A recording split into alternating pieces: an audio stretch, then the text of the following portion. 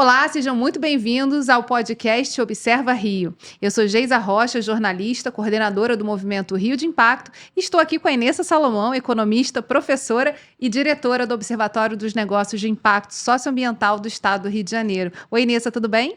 Oi, Geisa, tudo bom? Grande prazer estar com você de novo. O objetivo hoje é a gente falar sobre oportunidades e desafios dos negócios de impacto socioambiental aqui do Estado. Eu queria saber, Inês, o que você já observou quando a gente olha o mapa, né, dos negócios de impacto, das dinamizadoras observadas, o que elas refletem sobre a estrutura econômica do Rio de Janeiro? Então, Geisa, é interessante para a gente olhar, são bastante diferentes as realidades no mapa. Se vocês pegarem o mapa lá no nosso observatório, tá logo na primeira página. Vocês vão ver ali, né, os verdinhos são os negócios de impacto, os azuisinhos são as dinamizadoras.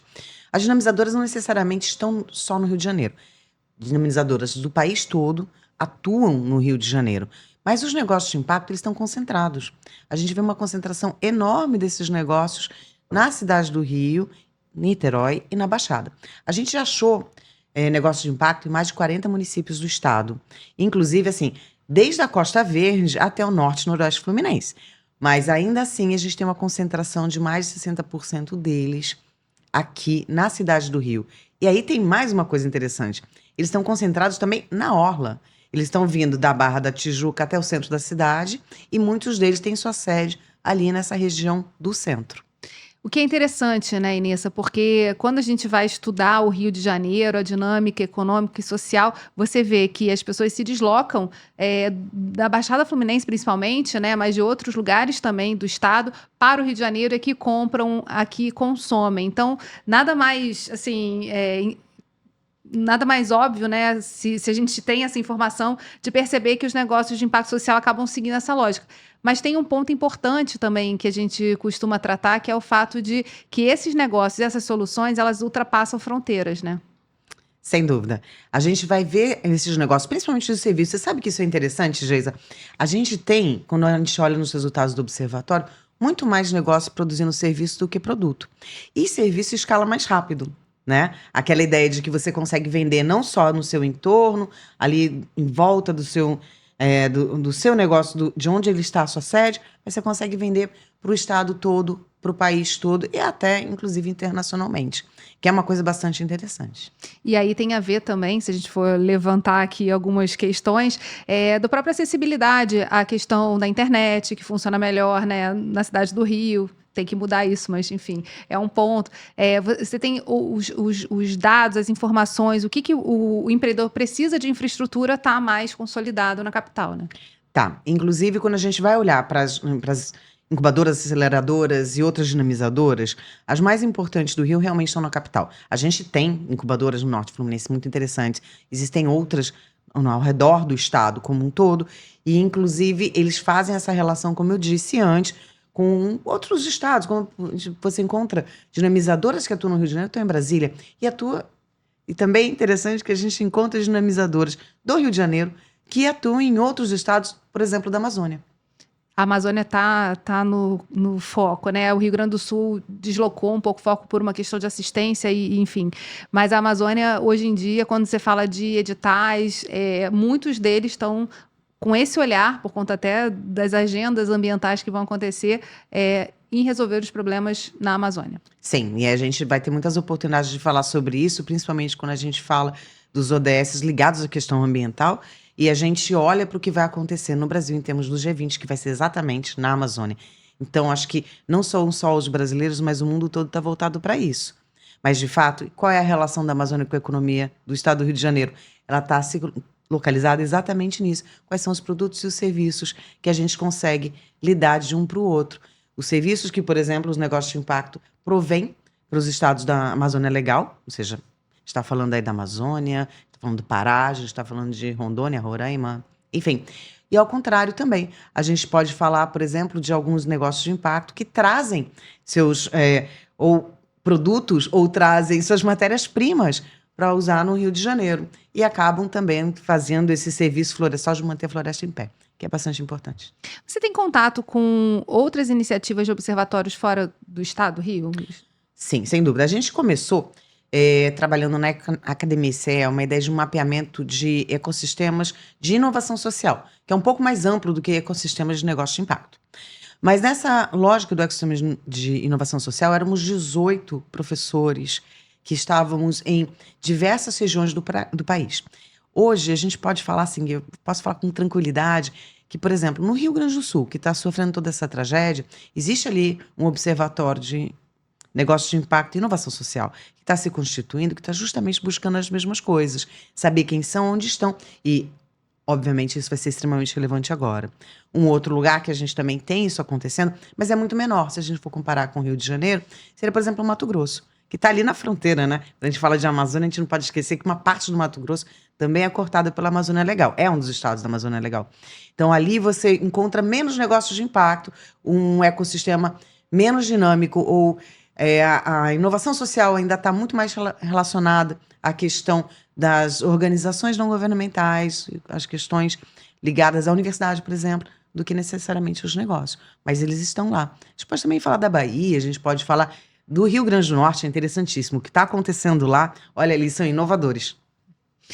Olha, isso é muito interessante, né? A gente está dentro de um ecossistema, né? Olhando o ecossistema dos negócios de impacto do estado do Rio de Janeiro, mas há outros observatórios que estão se conectando e que estão conectados nesse desenvolvimento. Então, acho que em breve, num curto espaço de tempo, talvez a gente tenha um olhar nacional de fato, né? Como a própria estratégia nacional tem buscado pensar um sistema que possa olhar e dar suporte a esses empreendimentos e, sim, fazer diferença no mundo, né?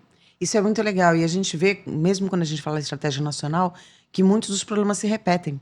E eles vão se repetir, seja do ponto de vista dos atores dinamizadores, seja do ponto de vista dos negócios de impacto. Então, muitos negócios de impacto têm os mesmos problemas, sejam eles os pequenininhos, né, aqueles que ainda são MEIs, ou sejam aqueles maiores que já estão faturando aí mais do que faturaria, por exemplo, uma microempresa, né, que já está no Simples Nacional e tudo mais, mas eles ainda têm as mesmas necessidades. Por exemplo, necessitam de investimento, necessitam de capacitação, eles precisam aprender a se colocar, como escalar o seu negócio, como fazer sua contabilidade, cuidar das suas finanças, mas também como se relacionar com os outros ecossistemas de startups, de negócios tradicionais, os ecossistemas tecnológicos, enfim, tudo isso.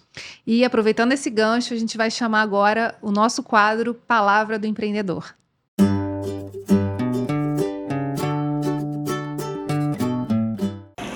Meu nome é Silvia Helena, eu sou responsável pelo ateliê Chocolatando. Eu sou uma confeiteira empreendedora, então eu resolvi tirar o meu negócio de casa e hoje eu tenho uma loja física que eu abri há mais ou menos uns 2 anos. A primeira vez do meu contato com o Rio de Impacto foi no ano passado. Já que eu participo de uma instituição, né, que tem esse compromisso com o fomento social, com o empreendedorismo, e falando sobre empreender, né, da importância de ter alguém para te direcionar, para te fazer enxergar as melhores oportunidades, de você fazer uma boa negociação. Isso faz com que você mantenha o seu negócio saudável. Então esses projetos são muito importantes para o empreendedor. Então eu sou fã. Quando eu comecei eu tinha um box, né? E em 2 anos, mais precisamente, 2 anos depois, aí eu tenho agora 2 lojas. Então a minha loja fica no Shopping Mix Tijuca, próximo à Praça Sans Pena, Rua Desembargador Isidro, número 18. Então será um prazer recebê-los. Uma das coisas interessantes da Silvia Helena, do Ateliê Chocolatando, é que ela está na Tijuca. ela está no Rio de Janeiro, na capital, mostrando exatamente o que o observatório já consegue delimitar como informação, né? É um caso bastante típico, na verdade. É interessante que ela está escalando, como eu disse, né? Ela sai de um lugar para o outro, não é como um serviço que você escala muito mais rápido, mas ela já consegue ter 2 lojas.